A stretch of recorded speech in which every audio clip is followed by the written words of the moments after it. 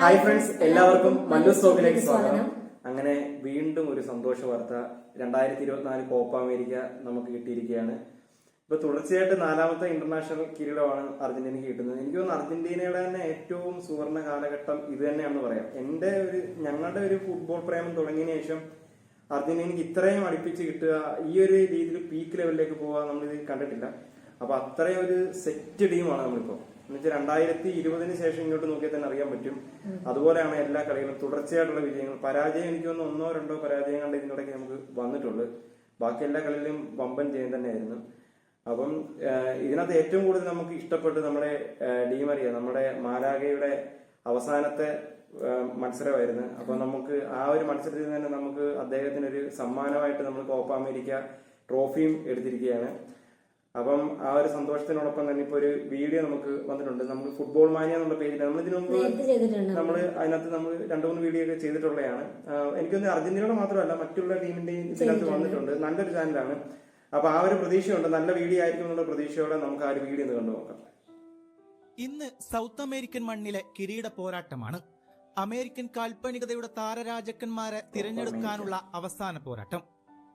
Group round മത്സരങ്ങളും quarter മത്സരങ്ങളും semi final പോരാട്ടങ്ങളുമെല്ലാം കഴിഞ്ഞ് തിട്ടപ്പെടുത്തിയ 2 ടീമുകൾ മാത്രം. കഴിഞ്ഞ കോപ്പ ജേതാക്കളായ അർജന്റീനയും ഈ കോപ്പയിലെ ഫേവറേറ്റുകളായ കൊളംബിയയും തമ്മിലാണ് മത്സരം. ഈ ടൂർണമെന്റിലെ 2 വമ്പൻ ശക്തികൾ. പോരാട്ടം എന്തുകൊണ്ടും വാശിയാകുമെന്നുറപ്പാണ്. 28 വർഷ കാത്തിരിപ്പിന് 2021 കോപ്പ കൊണ്ട് അറുതി വരുത്തി തുടർച്ചയായ 3 കിരീടങ്ങളും നേടി തുടർച്ചയായ 4ാം ഫൈനലിലാണ് അർജന്റീന ഇന്ന് കളത്തിലിറങ്ങുന്നത്.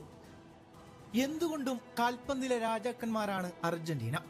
ചരിത്രത്തിലെ തന്നെ അതിമനോഹരമായ പരിവർത്തനത്തിലൂടെ കടന്നുപോകുന്ന അർജന്റീന ഈ കിരീട വഴികൾ എളുപ്പമാക്കിയിരുന്നു. ഈ മത്സരത്തോടെ പടിയിറങ്ങുന്ന ഏഞ്ചൽ ഡീമരിയയും ഒരുപക്ഷെ പടിയിറങ്ങിയേക്കാവുന്ന അവരുടെ ചരിത്ര പരിശീലകൻ സ്കലോണിക്കും ഒരു സുന്ദരമായ പടിയിറക്കം തന്നെയാണ് ഓരോ അർജന്റീന താരങ്ങളും ആഗ്രഹിക്കുന്നത്. കൊളംബിയ ഈ ടൂർണമെന്റിലുടനീളം നടത്തിയ പ്രകടനങ്ങൾ അതിമനോഹരമായിരുന്നു. അപരാജിതരായി വരുന്ന കൊളംബിയ എന്തുകൊണ്ടും അർജന്റീനയെ തോൽപ്പിച്ച് കിരീടത്തിലേക്ക് മുത്തമിടാൻ തന്നെയാണ് ആഗ്രഹിക്കുന്നത്. കൊളംബിയയുടെ ചരിത്രത്തിലെ 3ാം ഫൈനലാണിത്. 1975 ആദ്യ ഫൈനലിൽ പെറുവിനോട് തോറ്റു പുറത്തായതിൽ പിന്നവർ ആ കിരീടം കൊണ്ട് അലങ്കരിച്ചത് 2001 അന്ന് മെക്സിക്കോയെ തോൽപ്പിച്ചുകൊണ്ടായിരുന്നു ആ കിരീടാവതാരം. ഇന്ന് 24 വർഷങ്ങൾക്കിപ്പുറം വീണ്ടും ഒരു ഫൈനലിലേക്ക് വരുമ്പോൾ അവരുടെ ഈ ടൂർണമെന്റിലെ പ്രകടനം ചരിത്രത്തിലെ തന്നെ ഏറ്റവും മികച്ച ഒന്നാണ്. പരിശീലക തന്ത്രങ്ങളിലും നായക പരിവേഷത്തിലും റോഡ്രിഗസും നായകനും അതുല്യനായി മുന്നേറുമ്പോൾ അവർ ഈ കിരീടത്തിലേക്ക് ഏറെ അർഹിക്കുന്നുണ്ട്. എന്തുകൊണ്ടും അതിസുന്ദരമായ പോരാട്ടം കാണാൻ ലോകമൊന്നടങ്കം കാത്തിരിക്കുകയാണ്. അങ്ങനെ ആവേശകരമായ പോരാട്ടം തുടക്കമാകുന്നു. ഇരു ടീമുകളും ഗോളിലേക്ക് ആവശ്യമായ മുന്നേറ്റങ്ങളിൽ പ്രതിഫലിപ്പിക്കുമ്പോഴും ഗോളിലേക്ക് മത്സരം മാറുന്നില്ല. അതിസുന്ദരമായി മത്സരത്തെ ഇരു ടീമുകളും മത്സരബുദ്ധിയോടെ നോക്കിക്കാണുമ്പോഴും ഗോൾ അവസരങ്ങൾ മാത്രം വിട്ടുനിൽക്കുന്നത് നിരാശ മാത്രമായി. ആദ്യം ഗാലറിക്ക് മുമ്പിൽ ആനന്ദ നൃത്തമാടുന്ന ഇരു ടീമുകൾ. ഗോൾ രഹിതമായി ആദ്യ പകുതി അവസാനിക്കുന്നു. 2ാം പകുതിയിലും ഇതേപടി മുന്നോട്ട് പോകുന്നുണ്ട്. ഇടയ്ക്കിടെ വന്ന അർജന്റീന മുന്നേറ്റങ്ങൾക്ക് വർഗസ് എന്ന ഗോൾ കീപ്പർ ഒറ്റയാം കണക്ക് ഭീഷണി ഉയർത്തിയപ്പോൾ മത്സരം ഏറെക്കുറെ അവസാനിക്കുമെന്ന് ഏവരും നനച്ചു. വലത് വിങ്ങിലൂടെയുള്ള സാക്ഷാൽ ഡീമരിയുടെ മുന്നേറ്റങ്ങൾക്കും ഗോൾ സ്കോറിംഗിലെത്താൻ സാധിക്കുന്നില്ല. ആവശ്യ നിമിഷങ്ങളിൽ അവതാര പിറവിയായി എത്താറുള്ള ഡീമരിയയും ഇന്ന് എതിർമുഖത്ത് ഒരുപാട് ആക്രമണങ്ങൾ സൃഷ്ടിച്ചിരുന്നു. പക്ഷേ ഗോളുകൾ മാത്രം പിറന്നില്ലായിരുന്നു. മത്സരം നിശ്ചിത സമയവും കഴിഞ്ഞ് എക്സ്ട്രാ ടൈമിലേക്ക്. അധിക സമയത്തിലും ഗോളടിക്കാൻ മറന്ന താരങ്ങൾ. 66ാം മിനിറ്റിൽ പരിക്കേറ്റു പോയ ലയണൽ മെസ്സിയുടെ ഭാവത്തെ ഒരിക്കൽ പോലും കൊളംബിയ ഉപയോഗപ്പെടുത്തിയെന്ന് തോന്നിയിട്ടില്ല. ലയണൽ മെസ്സിയുടെ പടിയിറക്കത്തിൽ നിരാശ സമ്മാനിക്കുമെന്ന് കരുതിയെങ്കിലും എക്സ്ട്രാ ടൈമിന്റെ അവസാന നിമിഷങ്ങളിൽ അവതരിച്ച ലൗത്രോ ഹാർട്ട്റോക്സിന്റെ നെഞ്ചകം പിളർത്തിക്കൊണ്ട് അർജന്റീനക്കായി ആദ്യ ഗോൾ കുറിച്ചു. ഗോൾ രഹിതമായ 110 മിനിറ്റുകൾക്ക് ശേഷം പകരമായി വന്ന ലോസോൾസയുടെ ഒരു മനോഹരമായ പാസ്. പ്രതിരോധവും കടന്ന് മുന്നേറിയ ലൗത്രോ പന്തിനെ ഗോൾ കീപ്പറെ നോക്കുകുത്തിയാക്കിക്കൊണ്ട് ഒരു കിടിലൻ ഷോട്ട് എടുത്തു. അതെ, കപ്പില്ല എന്ന് പറഞ്ഞിരുന്ന അർജന്റീന ആരാധകർക്ക് കാലം കാത്തുവെച്ച തിരിച്ചുവരവിന്റെ സമ്മോനമായ അടുത്ത കിരീടാരോഹണം എഴുതിവെച്ചുകൊണ്ട് കളിയുടെ അവസാന വിസിൽ മുഴങ്ങി. അതെ, ഒരിക്കൽ കൂടി അർജന്റീന ചാമ്പ്യന്മാരായിരിക്കുന്നു. കാൽപന്താട്ടത്തിന്റെ മേൽവിലാസങ്ങളിലൂടെ ആടിത്തിമിർക്കുന്ന ആഘോഷരാവുകൾക്ക് അന്ത്യം കുറിക്കുന്നില്ല. തുടർച്ചയായ 4ാം കിരീടവും നേടിക്കൊണ്ട് ലയണൽ മെസ്സിയും സംഘവും രാജകീയമായി അമേരിക്കൻ മണ്ണിൽ സിംഹരൂഢനാവുന്നു. സെറ്റ് ടീമാണല്ലേ പിള്ളേരെല്ലാം.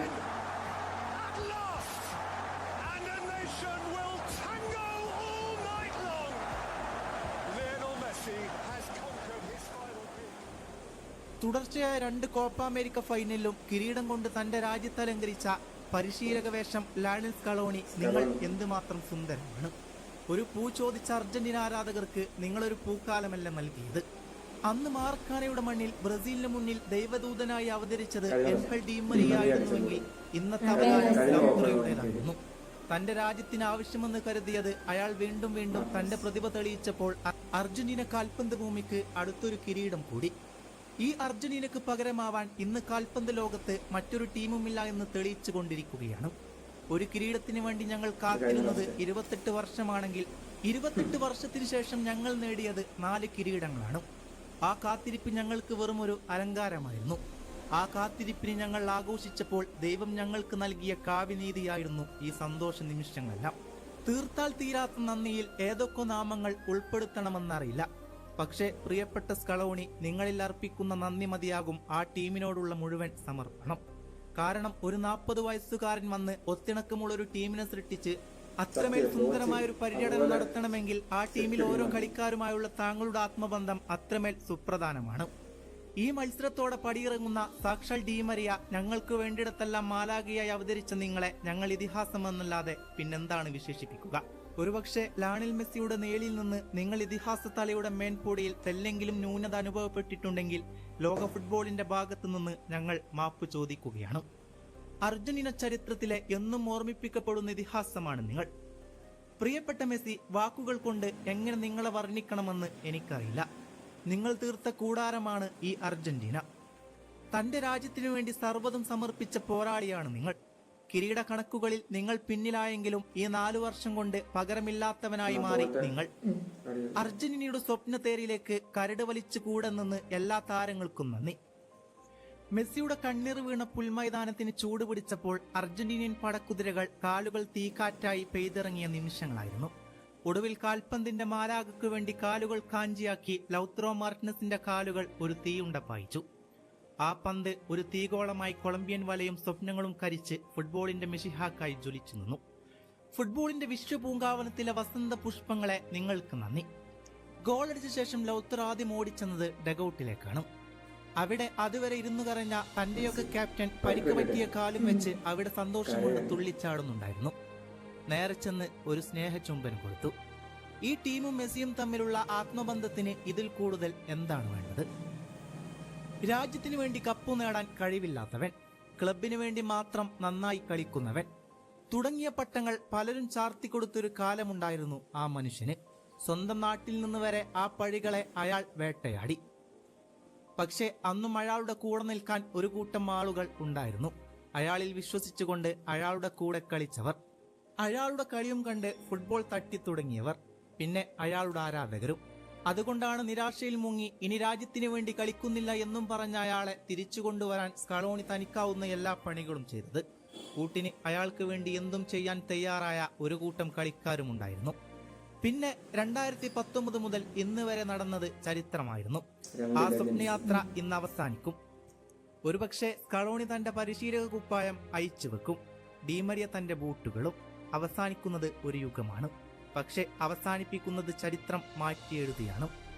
ഇന്ന് വിജയിച്ചത് പരസ്പരം സ്നേഹത്തോടെ നിൽക്കുന്ന ഒരു ടീമാണ്. ആ യാത്രയിൽ ആ മനുഷ്യനും തന്നെ കളിയാക്കിയവരെ കൊണ്ട് മാറ്റി പറയിപ്പിക്കുകയാണ്.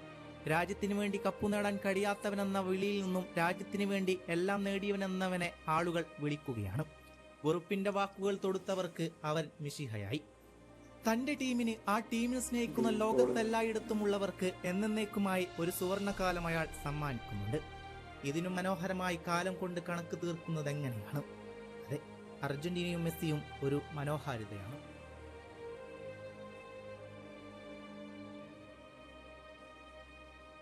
പതിവ് തെറ്റിക്കാതെ ഫുട്ബോൾ മാനിയ വീഡിയോ നമ്മള് ഇല്ല എക്സ്പെക്ട് ചെയ്ത് അതിനെക്കാട്ടി ഒരു പിടി മുന്നിലാണ് അവരുടെ വീഡിയോ തന്നത്.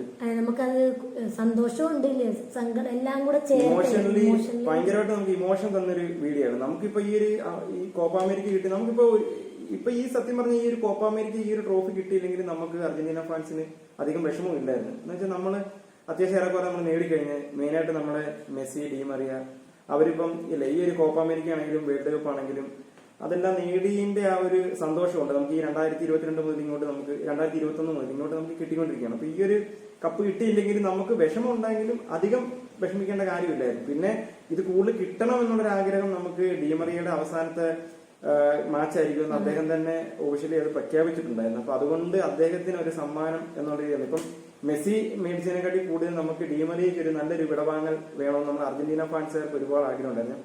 അപ്പൊ അത് ഇന്നത്തോടെ നമ്മൾ നേടിയിരിക്കുകയാണ്. പിന്നെ ഇവിടെ ഈ ഒരു വീഡിയോയെ പറ്റി എടുത്തു പറയാന്നുണ്ടെങ്കിൽ ആ ഒരു കളി മാച്ച് നടന്നത് കൃത്യമായിട്ട് തന്നെ അവർ പറയുന്നുണ്ടായിരുന്നു, സ്റ്റെപ്പ് ആയിട്ട് പറയുന്നുണ്ടായിരുന്നു. ഇന്ന് ആ കളി കണ്ടവർക്കറിയാം നമ്മള് അത്രയും ടെൻഷൻ അടിച്ച് എന്ന് വെച്ചാൽ അത്ര നല്ല ടെൻഷനായിരുന്നു ഈ ഒരു മാച്ച്. എന്ന് വെച്ചാൽ 110 മിനിറ്റ് വരെ നമ്മൾ ഗോൾ നേടിയില്ല, അത്ര എക്സ്ട്രാ ടൈം കൊടുത്തിട്ടാണ് പിന്നീട് നമുക്കൊരു ഗോൾ കിട്ടി. ആ ഗോൾ കിട്ടിയതും നമുക്ക് ഒരുപാട് ടെൻഷൻ അടിക്കാൻ കാരണം ഇന്ന് മെസ്സി നമുക്കറിയാം 65ാമത്തെ മിനിറ്റ് കൊണ്ട് അദ്ദേഹം ഈ പറയുന്ന തൊട്ട് പരിക്ക് പറ്റിപ്പോയി. പക്ഷെ എന്നിട്ടും നമ്മുടെ അർജന്റീന ടീമിന് ഒരു കുലുക്കവും ഇല്ലെന്നുള്ളതായിരുന്നു. അദ്ദേഹം പോയി ഇപ്പം ഒരുപാട് പേര് അന്നേരം തന്നെ മെസ്സി കരയുന്നതൊക്കെ ഫോട്ടോ എടുത്ത് കാണും അല്ലെങ്കിൽ വീഡിയോ എടുത്ത് കാണും. വെച്ചാൽ എന്താ അറിയാം തോറ്റു കഴിഞ്ഞാൽ ട്രോൾ ഇറക്കാം എന്ന് കരുതിക്കൊണ്ട് ഇരുന്ന കുറെ ചാനലുണ്ട്. അവർക്കൊക്കെ സത്യം പറഞ്ഞ് നിരാശയായിട്ടുണ്ട്, ട്രോളാകുന്നവർക്കെല്ലാം നിരാശയായിട്ടുണ്ട്. എന്ന് വെച്ചാൽ കപ്പ് നമ്മൾ നേടിക്കഴിഞ്ഞ് ആ കരഞ്ഞപ്പോ തന്നെ ഫാൻസുകാർക്ക് അതുപോലെ ഇമോഷണലി ഭയങ്കര ഒരു ബ്രേക്ക് ആയിരുന്നു അത്. പക്ഷെ നമ്മുടെ പയ്യന്മാരുണ്ട്, നമുക്കിപ്പം പേടിക്കേണ്ട കാര്യമില്ല. സ്കലോണി എന്നുള്ള ഒരു നമ്മുടെ കോച്ച് അദ്ദേഹം ബിൽഡപ്പ് ചെയ്തിട്ടേക്കുന്ന ടീം എന്ന് പറഞ്ഞാൽ മെസ്സി ഇല്ലെങ്കിലും ഡി ഇല്ലെങ്കിലും കപ്പ് എടുക്കാൻ കേപ്പബിൾ ഉള്ള കുറെ ചെറുപ്പക്കാർ പിള്ളേരുണ്ട്. അപ്പൊ നമ്മുടെ ടീമിനെ പറ്റി ഇങ്ങനെ പറഞ്ഞുകൊണ്ടിരുന്ന വാദോരാറ് നമ്മളിങ്ങനെ പറഞ്ഞുകൊണ്ടിരിക്കേണ്ടി വരും. നമ്മുടെ വീഡിയോ വൈൻഡപ്പ് ചെയ്യേണ്ട സമയമായിരിക്കുന്നു. അപ്പൊ അടുത്തൊരു ഇന്റർനാഷണൽ ട്രോഫിക്ക് വേണ്ടിയുള്ള കാത്തിരിപ്പ് എന്ന് പറഞ്ഞുകൊണ്ട് വീഡിയോ നിർത്തുന്നു. Okay, by.